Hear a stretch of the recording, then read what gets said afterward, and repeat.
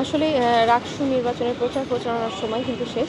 এবং যে একটা ব্যাপার যে রুমে যারা লিফলেট দিতে আসছে তাদের সাথেও অনেক একটা মত বিনিময় আমাদের হচ্ছে এবং তারাও কিন্তু আমাদের অনেক ভালোবাসা দিচ্ছে এবং সকলের কাছে পৌঁছানোর পরে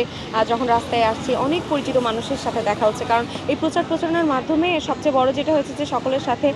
যুক্ত হওয়ার যে ব্যাপারটা, বন্ধন সৃষ্টি করার যে ব্যাপারটা সেটা ঘটেছে এবং আমরা আশা রাখছি যে দিন শেষে তারা যোগ্য প্রার্থীকে আগামীকাল বেছে নেবে। আসলে কালকে যে জরিপ হয়েছে সেই সম্পর্কে আপনি যদি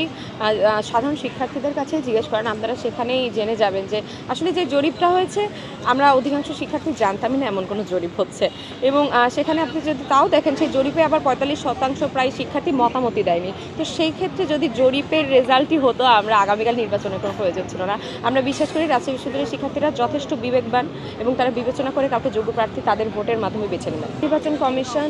এখন যদিও আচরণবিধির প্রতি তারা সম্মান রাখছে এবং আচরণবিধি নিয়ে তারা পদক্ষেপ নেওয়া শুরু করেছে। আসলে এটা যদি প্রথম থেকে নিত তাহলে হয়তো আমাদের মধ্যে শৃঙ্খলাবোধটুকু আরও আসতো এবং আমরা শিক্ষার্থীদেরও আহ্বান জানাচ্ছি আপনারাও শৃঙ্খলাবাদ মেনে চলুন এবং প্রশাসন এবং নির্বাচন কমিশন আপনারাও সজাগ থাকুন, তাহলে দিন শেষে আমরা একটা ভালো রাকসু উপহার পেতে পারি। এখানে যেটা সবচেয়ে বেশি মনে রাখার মতো যে অনেকজনের ভালোবাসা পেয়েছি, যেমন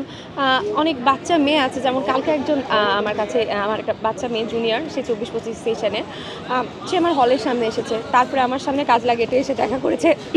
সে আমার ছবি ওয়ালপেপারে দিয়েছে, সে আমাকে দেখে কান্না করে দিয়েছে, আমাকে দেখে জড়াই দিচ্ছে। এই যে ব্যাপারগুলো, যে এরকম মানুষের কাছ থেকে যে ভালোবাসা পাওয়ার ব্যাপারগুলো সেগুলো কিন্তু মনে থাকবে এবং সকলের কাছে যাওয়ার পরে তারা বিভিন্ন জিনিস খেতে দিচ্ছে, তারা আমাদের খোঁজ খবর নিচ্ছে, তারা আমরা যে কষ্ট হচ্ছে সেই ব্যাপারটা তারা অনুভব করছে, তাদের এইসব ভালোবাসার জন্য সব ক্লান্তি দূর হয়ে যাচ্ছে এবং এই নির্বাচন প্রচারণা করতে যে সকল ঘটনাগুলো আমরা নিজে দেখছি, যে ভালোবাসাগুলো পাচ্ছি, এগুলোই আসলে আমাদের সারা জীবন মনে থাকে। ভোটারদের উদ্দেশ্যে বলবো আপনারা অবশ্যই আগামীকাল সবাই ভোট দিতে আসবেন এবং আপনারা নির্বাচিত করবেন যোগ্য প্রতিনিধিকে বিবেচনা করে এবং আপনারা সৎ, যোগ্য, মেধাবীদের অবশ্যই মূল্যায়ন করবেন।